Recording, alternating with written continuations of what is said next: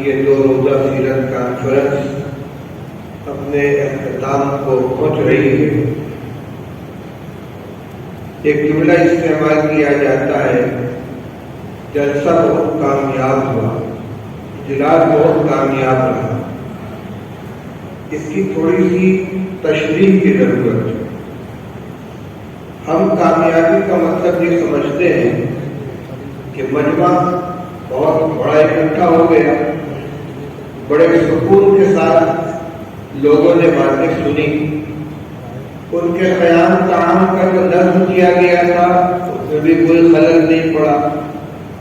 سکون سے لوگ آئے، بیانات کو سنا اور چلے گئے، تو جلسہ بہت کامیاب ہو گیا۔ میرے بھائیوں بزرگوں، یہ جو جلسے کی صورت کی کامیابی ہے، جلسے کے مقصد کی کامیابی کی طرف ہماری نظر ہونی چاہیے کہ جو پیغام ہمارے علماء کرام کے ذریعے ہمیں دیا جائے، ہم نے اس کو اپنے دل پر کتنا لیا، اپنی زندگی میں تبدیلی کرنے کا کتنا فیصلہ کیا، اپنے اعمال کو، اخلاق کو، معاملات کو درست کرنے کے لیے کتنا عزم کیا، فکر مندی کتنی ہمارے اندر پیدا ہوئی، اور پھر اگلے اوقات میں اس کا ظہور ہمارے عمل سے ہو تو یقیناً ہی کامیاب ہے۔ ہر جگہ اسی کو دیکھا جاتا ہے کہ نتیجہ کیا ہے۔ بہت اچھا اور شاندار اسپتال بنا لیا گیا، عمارت بھی بہت اونچی ہے، ڈاکٹر بھی بڑے ماہر ہیں،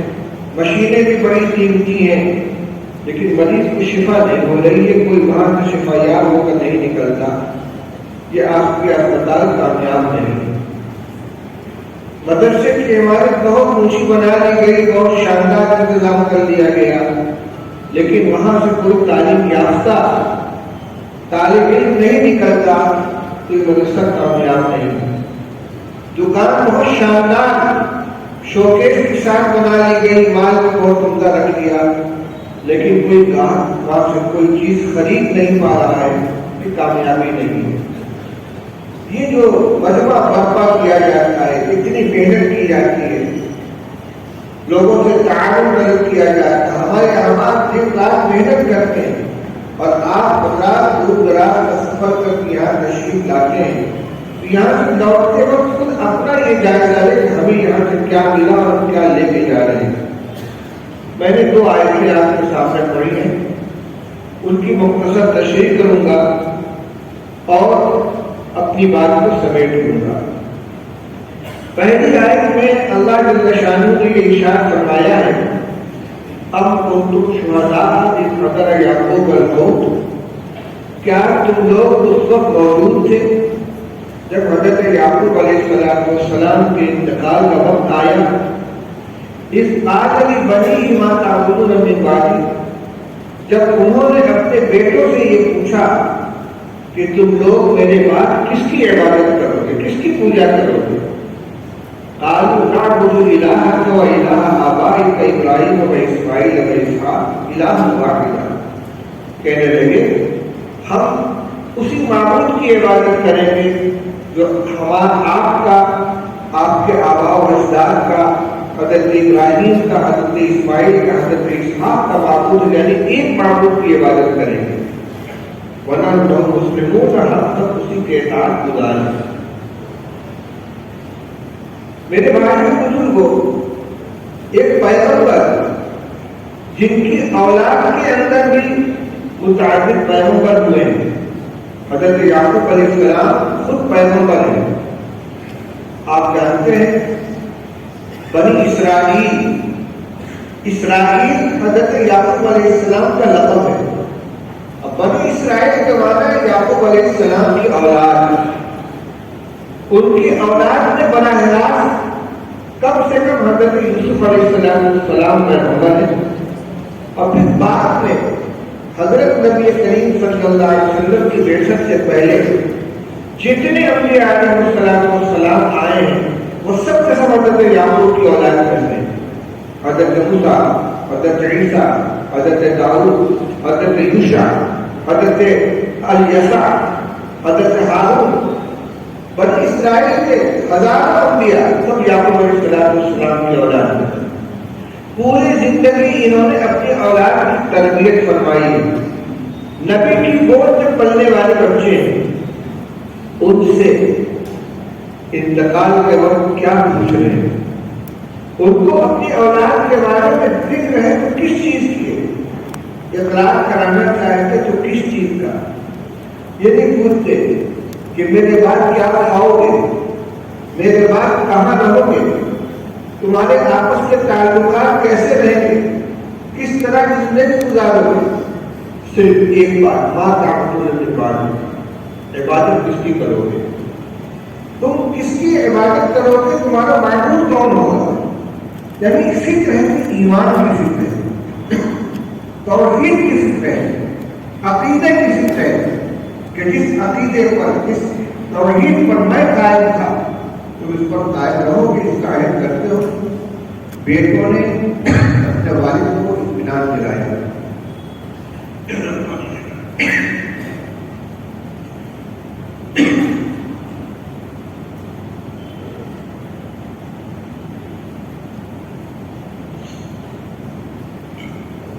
کیا اطمینان دلایا؟ ابا جان آپ اطمینان رکھیں، جس راہ پر آپ نے ہمیں لگایا ہے، ہماری جس انداز پہ تربیت کی ہے، ہمیں جو عقیدہ سکھلایا ہے، جس معبود برحق کی عبادت کا ہمیں درس دیا ہے، ہم آپ یقین دلاتے ہیں کہ ہم اسی راستے کے اوپر قائم رہیں۔ اس آیت کریمہ کا قرآن پاک میں تذکرہ ہے، کیا صرف واقعہ سنانے کے لیے؟ اللہ تعالیٰ پوچھتے ہیں ہم تم شہداء، کیا تم لوگ اس وقت موجود تھے؟ جواب یہ کہ دن ہم موجود نہیں تھے، لیکن اس گفتگو کو اللہ تعالیٰ نے قرآن پاک میں نقل کرنے ہمیں درس دیا۔ ہمیں اپنی اولاد کے بارے میں، آگے آنے والی نسل کے بارے میں سب سے زیادہ فکر کرنے کی چیز ہے کہ ان کے ایمان کا کیا ہوگا، ان کا ایمان سلامت رہے، اپنے اللہ سے ان کا تعلق برقرار رہے، ان کے عقیدے میں کوئی خلل نہ آنے پائے۔ اور یہ فکر پوری زندگی کی محنت کے بعد ہے۔ یعقوب علیہ السلام پیغمبر ہیں اور جس سے گفتگو ہوئی وہ پیغمبر زادے ہیں، پوری زندگی ان کی تربیت فرمائی، ان کو تعلیم دی، اور اس کے بعد جاتے جاتے یہ فکر لے کے جا رہے ہیں اور بچوں سے اخلاق دے رہے ہیں۔ تو زندگی میں اپنے بچوں کی، ان کے ایمان کی، ان کے عقیدے کی، ان کے دین کی فکر سب سے زیادہ غالب ہونی چاہیے، اور وقت وقت اس کا اطمینان کر کے جانا چاہیے کہ انشاءاللہ یہ اسی راستے کے اوپر قائم رہیں گے۔ کسی کہنے والے نے یہ کہا کہ لوگوں کی یہ فکر تو ہوتی ہے کہ میرے مرنے کے بعد میرے بچوں کو کیا ہوگا۔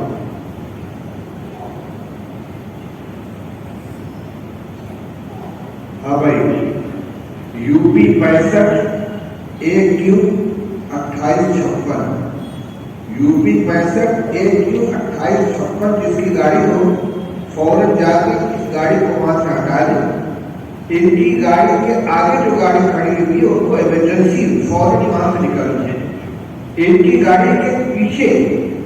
ان کی گاڑی کے پیچھے ہٹانے والی گاڑی ہے 2856 جس کی گاڑی ہو، گاڑی جا کے وہاں سے ہٹا لیں تاکہ جس کی گاڑی اس کی عزت میں رکی ہوئی اس کو ہٹا سکے۔ ایمرجنسی میں ان کو فوراً جانا ہے۔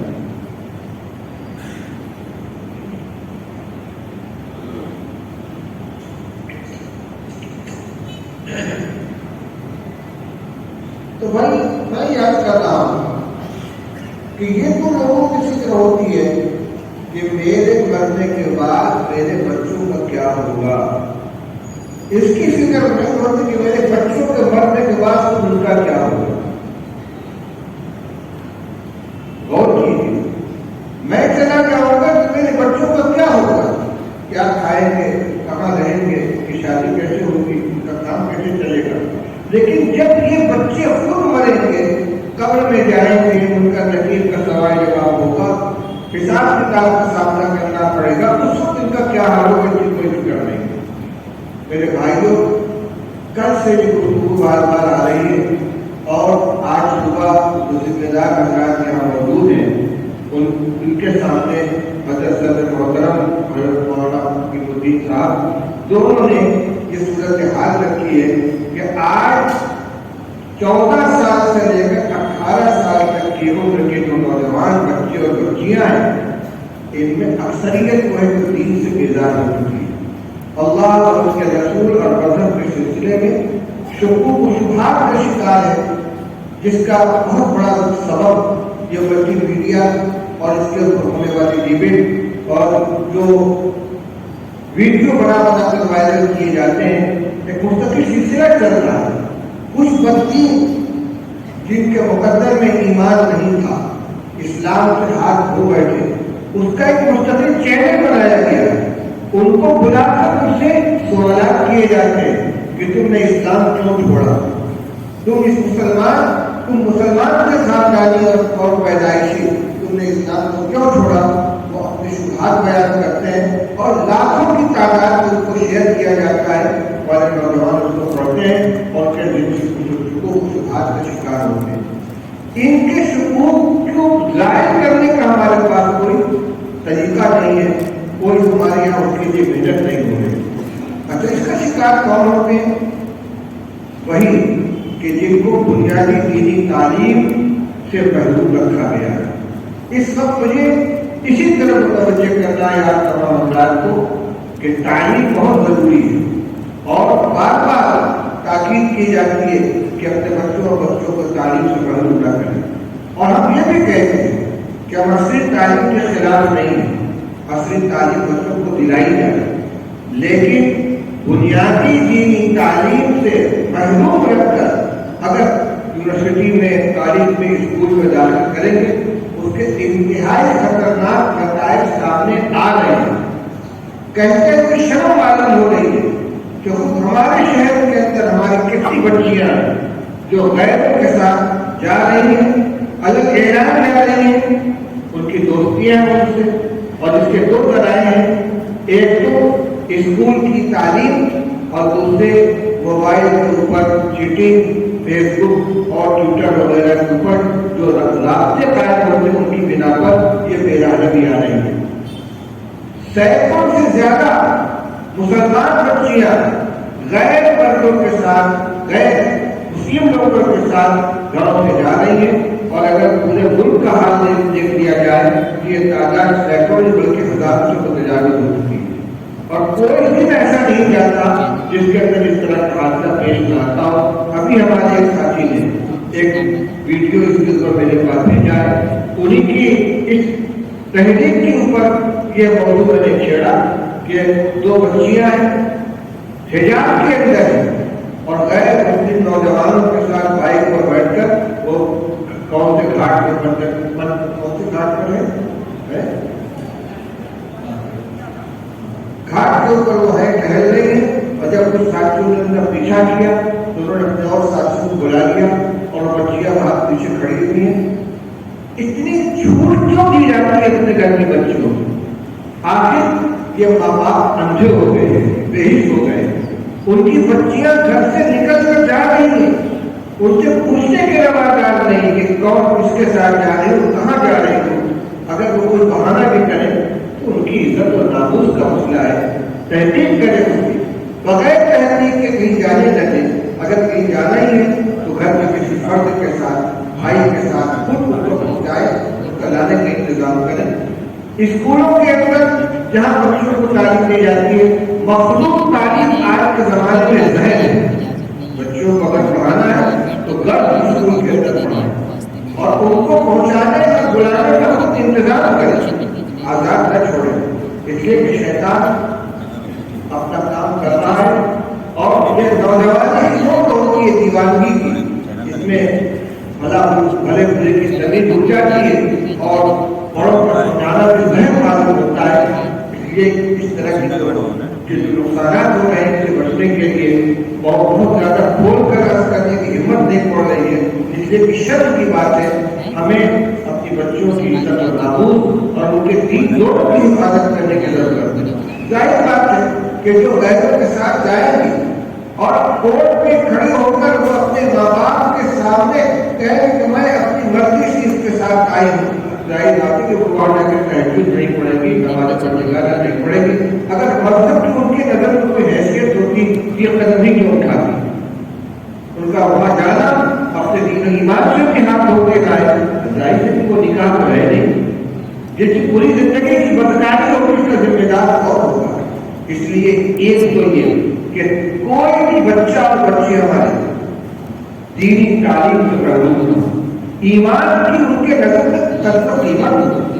مسلمان ہونے کی حقیقت کو سمجھے، مسلمان ہونے کی حیثیت کو جانے، مرنے کے بعد اللہ کے سامنے حاضر ہونا ہے، قبر میں جانا ہے، حساب کتاب ہوگا، محشر قائم ہوگا، وہاں ہمیں پیش ہونا ہوگا، یہ باتیں کو بتائی جائے، ان کو سمجھائی جائے، ان کے سامنے صرف دنیا کی کا نقشہ نہ ہو، صرف دین کا نقشہ نقصان نہ ہو، دھوکے والے روشن مستقبل اور سنہرے مستقبل کے چکر میں آ کر وہ اپنے ایمان و دین کو تباہ نہ کریں۔ اسی طرح میں میڈیا موبائل بچوں اور بچیوں کے ہاتھ میں، خاص طور سے بچیوں کے ہاتھ میں دے کر انہیں آزاد چھوڑ دینا، یہ ان کو ذہن دینا ہے،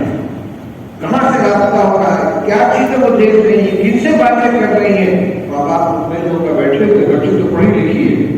وہ کہیں کہ میں نیٹ ٹیسٹ سے تیاری کر رہی ہوں، میں کتاب دیکھ رہی ہوں، میں آن لائن پڑھ رہی ہوں، آپ اس کی نگرانی کیجیے وہ کیا کر رہے ہیں۔ جب تک یہ موبائل نہیں تھا پڑھائی نہیں ہوتی تھی، کون سی ایسی چیز ہے جو کتاب کے اندر موجود نہیں ہے؟ کیوں کتاب میں پڑھائی نہیں ہو رہی، کیوں آن لائن پڑھائی کی جا رہی ہے، کیوں چیٹنگ کے ذریعے سے دوسروں سے دوستوں سے رابطہ قائم کیا جا رہا ہے۔ اسی طرح جو فون کے ذریعے سے باتیں ہوتی ہیں ان نمبرات کو چیک کریں، کہاں فون گیا، کہاں تک فون آیا، اس کی ریکارڈنگ چیک کریں، اگر کہیں ذرا سی بھٹک لگ جائے تو اس کو سختی کرنی چاہیے اور اس کو بچانے کی کوشش کرنی چاہیے۔ ایک آیت میں نے یہ پڑھی تھی حضرت یعقوب علیہ السلام سے متعلق، دوسری آیت جس میں ہماری ذمہ داری سے ہمیں واقف کیا گیا، اللہ تعالیٰ ارشاد فرماتے ہیں یا ایھا الذین آمنوا قوا انفسکم واہلیکم نارا وقودها الناس والحجارة علیہا ملائکۃ غلاظ شداد لا یعصون اللہ ما امرهم ویفعلون ما یؤمرون۔ اے ایمان والو، بچاؤ اپنے آپ کو اور اپنے اہل و عیال کو، بیوی کو، بچوں کو، بچیوں کو، اہل خانہ کو بچاؤ کس چیز سے؟ ایسی آگ سے جس کا ایندھن انسان اور پتھر ہوں گے، جس کے اوپر ایسے فرشتے مسلط ہیں جو بڑے سخت گیر اور بڑے مضبوط ہیں، نہ ان کے اندر رحم کا جذبہ ہے، نہ طاقت کے ذریعے ان سے مقابلہ کیا جا سکتا ہے، غلاظ شداد بڑے سخت مزاج ہیں، بڑے مضبوط اور طاقتور ہیں، لا یعصون اللہ ما امرهم، اللہ کی طرف سے جو حکم ملتا ہے اس کے خلاف نہیں کرتے، ویفعلون ما یؤمرون، جو ان سے کہا جاتا ہے اسی کے مطابق عمل کرتے ہیں۔ اس آگ سے اپنے آپ کو بھی بچاؤ اور اپنے اہل و عیال کو بھی بچاؤ۔ کیا مطلب ہے؟ کیا کوئی دانستہ آگ میں جانا چاہتا ہے تو اپنے اہل و عیال کو آگ میں داخل کرنا چاہتا ہے؟ جہنم کی آگ تو بہت بڑی ہے، دنیا کی ایک چنگاری سے بھی اپنے ہاتھ کو جلانا چاہتا ہے یا اپنے اہل و عیال کو جلانا چاہتا ہے۔ کوئی اپنے ایمان والا کیا، کوئی بھی انسان بلکہ کوئی جانور بھی جو شعور رکھتا ہو اپنے بچوں کو آگ کے قریب نہیں جانے دے، خود اپنے آپ کو آگ سے بچائے گا۔ پھر کس کی ہدایت دی جا رہی ہے؟ مطلب یہ کہ اس راستے پر مت چلو جس کا انجام جہنم میں پہنچنا ہے، اور جو خطرناک راستہ ہم نے اختیار کر رکھا ہے وہ راستہ وہی لے جانے کا۔ کلکم راع وکلکم مسئول عن رعیتہ، رسول اللہ صلی اللہ علیہ وسلم نے ارشاد فرمایا تم میں ہر ذمہ دار ہے اور ہر ایک سے اس کے زیر تربیت، اس کی رعیت کے بارے میں سوال کیا جائے۔ باپ اپنی اولاد کا ذمہ دار ہے، شوہر اپنی بیوی کا ذمہ دار ہے، گھر کا مالک گھر کے تمام افراد کا ذمہ دار ہے۔ جس طریقے سے ان کے کھانے پینے، رہنے سہنے، لباس، دوا، علاج، ان کی ذمہ داری گھر کے بڑے کے اوپر ہے، اس سے زیادہ ذمہ داری اس کی ہے ان کے ایمان کی حفاظت، ان کے اعمال کی حفاظت، ان کے اخلاق کی حفاظت، ان کی تعلیم، ان کی تربیت، ان کے مزاج کو بنانا، ان کو غلط راستے پر چلنے سے بچانا، دنیا کی ہلاکتوں سے بھی بچانا اور آخرت کی ہلاکتوں سے بھی بچانا، یہ ذمہ داری ہے۔ اور اللہ کے رسول صلی اللہ علیہ وسلم شان فرماتے ہیں کلکم راع وکلکم مسئول عن رعیتہ، صرف یہی تو معاملہ نہیں ہے، محشر کا میدان میں پوچھا جائے گا کہ تم نے اپنے بچوں کو کیا کر دیا، ان کے ایمان کی حفاظت کے لیے کیا کیا۔ ایک چیز اور جو خرابیاں معاشرے میں پائی جا رہی ہیں، پہلے بائک پہ سائیکل پہ لڑکے نظر آتے تھے، مرد نظر آتے تھے،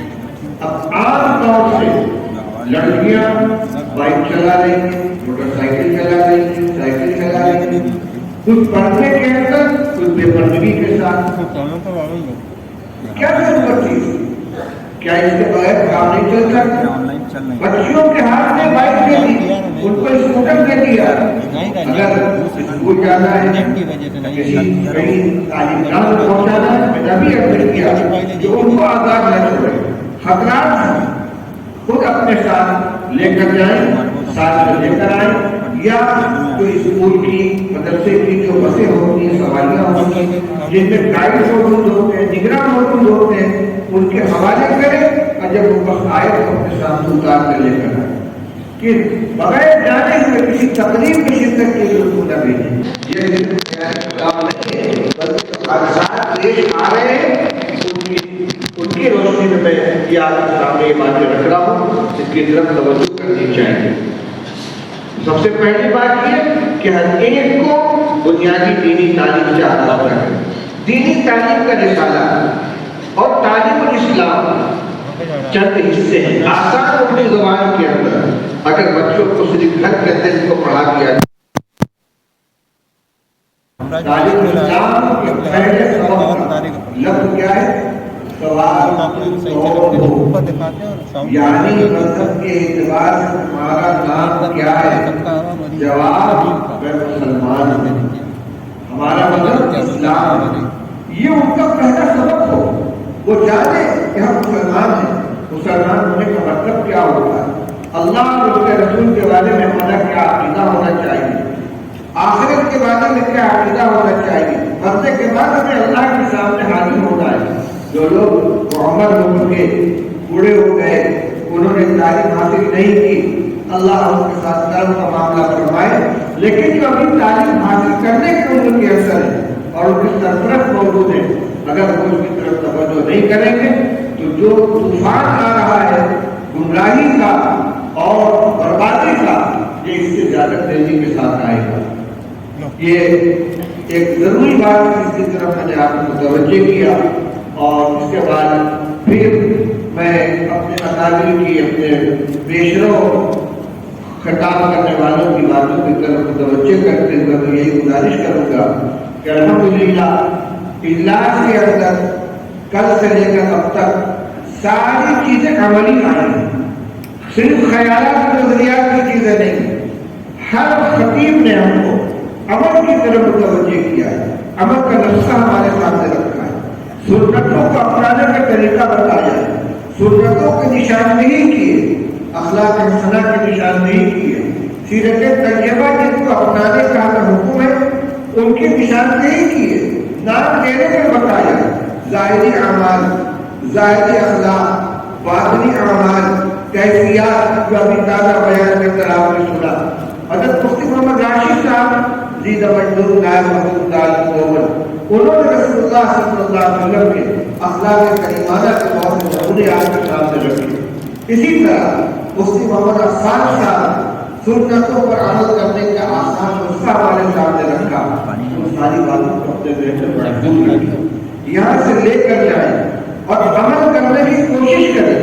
گھروں کے اندر ان کا مذاکرہ کریں، ساتھیوں کو بتائیں، گھر والوں کو بتائیں، ان کے عمل کی نگرانی کریں۔ اللہ کے رسول صلی اللہ علیہ وسلم نگرانی فرماتے،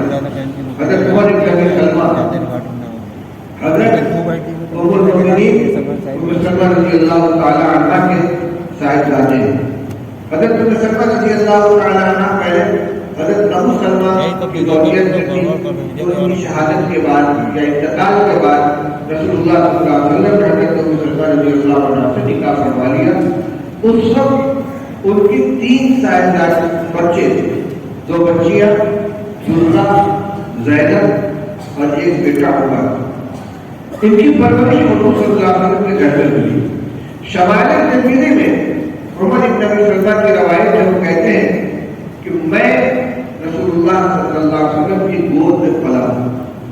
میں آپ کے ساتھ بیٹھ کر کھانا کھاتا تھا، وقت یدی تبدیش کس کا ہوتی، میرا ہاتھ رکابی سے ہر طرف جاتا تھا کہ رسول اللہ صلی اللہ علیہ وسلم نے 3 نصیحتیں فرمائیں، یا بنیا کل بسم اللہ وکل بیمینک وکل مما یلیک، بیٹے بسم اللہ پڑھ کر کھانا کھاؤ، داہنے ہاتھ سے کھاؤ اور اپنے قریب سے کھاؤ۔ فرماتے فما زالت تلک تحفتی، اس کے بعد سے 8 دن میرے کھانے کا یہی طریقہ ہے، یہ نہیں رکابی میں کھانا نکال کے بچوں کو دے جاؤ وہاں بیٹھ کر کھا رہا، دائیں ہاتھ سے کھا رہا ہے، بائیں ہاتھ سے کھا رہا ہے، ہاتھ دھلا ہے کہ نہیں دھلا ہے، بسم اللہ کیا ہے کہ نہیں کیا ہے، کھلا رہا ہے، کھا رہا ہے، برتن صاف کر رہا ہے کہ نہیں کر رہا، کچھ مطلب نہیں، ان کی تربیت کرنی، بسم اللہ کی تربیت کیجیے، دائیں ہاتھ سے کھانے کی تربیت کیجیے۔ اسی طریقے سے صفائی ستھرائی کے سلسلے میں بہت سے بچے پیشاب کر کے اٹھ جاتے ہیں، ان کو بچپن سے اس کی عادت ڈالنی چاہیے کہ پیشاب نہ پاک گندے ہو جاؤ، پیشاب کریں صفائی کر کے اٹھیں، جب تک اب خود کرنے کے لائق نہیں ماں کی صفائی کرائے، اس کے بعد جب آدمی ہو جائے بڑے ہو جائے تو اس کی تربیت ہونی چاہیے۔ اسی طریقے سے ان کی گفتگو کو دیکھا جائے، گندے الفاظ گالی کرو تو ان کی زبان سے نہ نکلے، اگر کوئی گندا لفظ زبان سے نکل رہا ہے فوراً روکیں، جھوٹ نہ بولے ان کے سامنے، بچے عادت پکڑتے ہیں۔ اللہ کے رسول صلی اللہ علیہ وسلم ایک جگہ تشریف فرما کے ایک خاتون نے اپنے بچے کو اشارہ کیا اور کان اور شیئا، آج آپ بچوں کو چیز دوں گی، ہوتا ہے نا بچوں کو بلانے کے لیے مٹھی بھر کے کیا اور چیز دیتے ہیں، کان اور شیئا، آج آپ تمہیں چیز دوں گی۔ رسول اللہ صلی اللہ علیہ وسلم فرمایا ماذا اردت ترضی، تم نے جب یہ بات کہی تو تمہاری نیت کیا چیز دینے کی تھی؟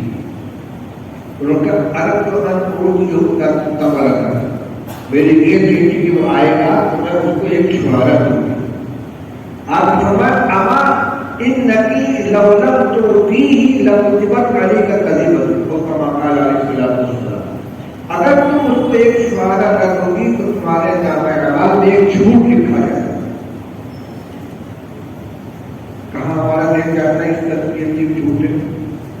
بلی سے ڈرا دیتے ہیں، کتے سے ڈرا دیتے ہیں، بھوت سے ڈرا دیتے ہیں، حالانکہ کچھ نہیں، یہ کرتے ہیں بلی ہے چھپکلی کاٹ لے گی، کوا کاٹ لے گا، ہے ایسا؟ جھوٹ بول کر بچے کے ذہن کے اندر جھوٹ کی قواعد کو نکال رہے ہیں، 2 مرتبہ 4 مرتبہ دیکھیں وہ سمجھے گا کوئی پوری بات نہیں، پھر اپنے چھوٹے کے ساتھ یہ حرکت کو شروع کرے گا اور ختم بنے گا۔ میں نے مثال کے طور پر 1-2 باتیں ذکر کی، مطلب یہ کہ قرآن کے فرمان میں فرمایا کہ وہ انفسکم واہلیکم نارا، اپنے بچوں کو، اپنے اہل و عیال کو اور اپنی ذات کو خود جہنم کی آگ سے بچاؤ۔ تو بچپن سے ان کی تربیت کرنی ہے، ایسے راستے پر ان کو چلاؤ، ایسی زندگی کا عادی بناؤ کہ جب وہ تم سے مستغنی ہو جائے، خود اپنے پیر پر کھڑے ہو تو ان کا مزاج بن چکا ہو، پھر ان کی قدم قدم رہنمائی کرنے کی ضرورت ہو، ان کی تعلیم سے گیان دیا جائے، تربیت کا خیال رکھا جائے، دینی تعلیم سے کو آراستہ کیا جائے، اور یہ تو خطرناک ہو گئے نوجوانی کی، اس کے اندر اس کی پوری نگرانی کی جائے۔ بچے اگر کمانے کے لائق ہو گئے، 4 پیسے لانے لگے، آپ سمجھتے تو بڑا ہو گیا تو یہ خود ذمہ داری سنبھال لے گا، نہیں، عمر کے اعتبار سے وہ ابھی آپ کی رہنمائی اور تربیت کا محتاج ہے، اس کی نگرانی نہیں کریں گے۔ ابھی جو آئے پہلے پڑی تھی، حضرت یعقوب علیہ السلام نے اپنے جن صاحبزادوں سے پوچھا ہے، بڑھاپے کے عالم میں انتقال کے وقت یہ کوئی شیخار بچے نہیں تھے، بڑے ہو چکے تھے، اپنے پیر پر کھڑے ہو چکے تھے، ذمہ داری سنبھال چکے تھے، اس سے پہلے جو واقعات ہیں کہ قحط پڑا تو سفر کر کے کنعان سے مصر گئے یوسف علیہ السلام کے پاس، 3 سفر کیا، وہاں سے گلے لاد لاد کر لائے، بڑے ملکے تھے، لیکن بات کو فکر ہے کہ کسی مرحلے میں باپ یہ نہ سمجھے کہ بیٹے کو میری رہنمائی کی پھر تربیت کی ضرورت نہیں ہے۔ اس لیے آج اور کل علماء کرام کی زبانی جو باتیں بیان کی گئی ہیں ان کو اپنے ذہنوں میں محفوظ رکھیں، اپنی زندگی میں ان کو نافذ کرنے کی کوشش کریں، اپنے گھر میں ان کو جاری کریں، اپنے ظاہر کو باطن کو اس کے مطابق سنوارنے کی اور سنت مطہرہ کی اور سیرت پاک کی اور اس کے سانچے میں ڈھالنے کی کوشش کریں۔ اللہ تعالیٰ ہم سب کا جمع ہونا قبول فرمائے اور ایک ہدایات کے اوپر عمل کرے۔ اللہم صلی علی سیدنا محمد وآلہ وصحبہ وسلم۔ ربنا آتنا فی الدنیا حسنة وفی الآخرة حسنة وقنا عذاب النار۔ اللهم حبب إلينا الإيمان وزينه في قلوبنا وكره إلينا الكفر والفسوق والعصيان واجعلنا من الراشدين غير خزايا ولا منا مولانا مظلومين۔ اے اللہ ہم سب کے جمع ہونے کو قبول فرما۔ اے اللہ ہمارے دل بھی تیرے قبضہ قدرت میں، ہمارے ہاتھ پیر بھی دماغ بھی تیرے قبضہ قدرت میں۔ اے اللہ اس سب کو اپنی طاعت کے اندر لگا لے۔ اے اللہ دین کی جو باتیں علماء کرام کی زبانی ہم تک آئی ہیں، اے اللہ ہمارے دل دماغ میں ان کو جاگرتی فرما دے۔ اے اللہ ہمیں عمل کرنے کی توفیق عطا فرما۔ اے اللہ اپنے نسلوں کی، اپنے آنے والے افراد کی، اپنے اہل خانہ کی دینی تربیت کرنے کی، خود اپنے اعمال و اخلاق کو سدھارنے کی توفیق نصیب فرما۔ اے اللہ یہاں جو مہمان حضرات تشریف لائے،